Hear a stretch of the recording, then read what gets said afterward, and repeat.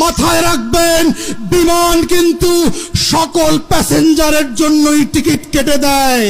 মনে রাখবেন, শুধু একটা ফ্লাইট চলে গেছে বলে নতুন কোনো ফ্লাইট হবে না, সেই দিন কিন্তু হবে না।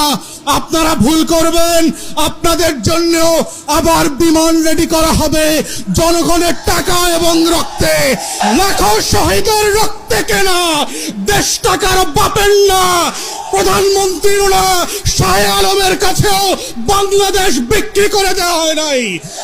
আজকে যারা বিচার নিয়ে ছিনিমিনি খেলছেন, বাংলাদেশের ইতিহাসের অন্যতম যোগ্য ব্যক্তিকে আইসিটির প্রসিকিউশন থেকে সরিয়ে দিয়ে একটা অযোগ্য দালাল দলীয় লোককে দিয়েছেন।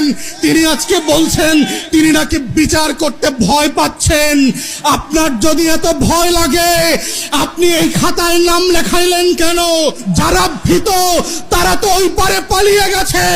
নতুন বাংলাদেশ সাহসী শহীদদের জন্য, আবু সাইদ মুগ্ধের জন্য, যারা বিচারকে নিজের শাহাদাতের সম্মাননা আকারে নিয়ে এই ফয়সালা করবে, যেটা আপনারা করতে পারছেন না, দালালি করছেন।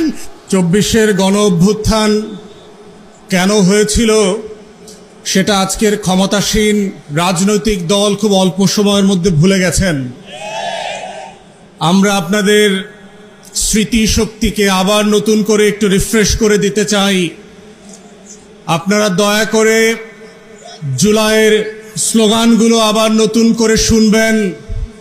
দেয়ালে দেয়ালে আমাদের শহীদেরা রক্ত দিয়ে যেই স্লোগানগুলো লিখে দিয়েছিল, যেই আগামী বাংলাদেশের বুনন তৈরি করেছিল, সেগুলো আবার নতুন করে বিমানে যেতে যেতে মোবাইলে শুনবেন এবং পড়বেন।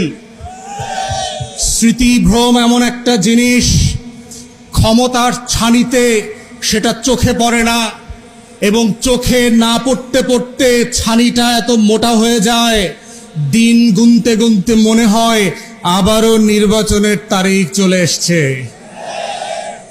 এবং সেই নির্বাচনের তারিখের সময় কি বিমান আসবে না নির্বাচনের দিন ঘোষণা হবে, সেটা নির্ভর করছে আপনি 24 জুলাইয়ের প্রত্যেকটা দিনের স্লোগানগুলো কতটুকু মনে রেখেছিলেন।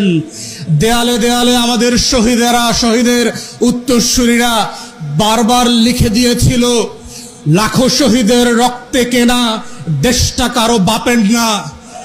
কিন্তু আমরা দেখলাম আপনাদের একজন এমপি এবং বেনামীয় মন্ত্রী, যাকে আমরা গত 17 বছর ফ্যাসিবাদ বিরোধী আন্দোলনে দেখি নাই, মিছিল মিটিং মামলা হিসাবে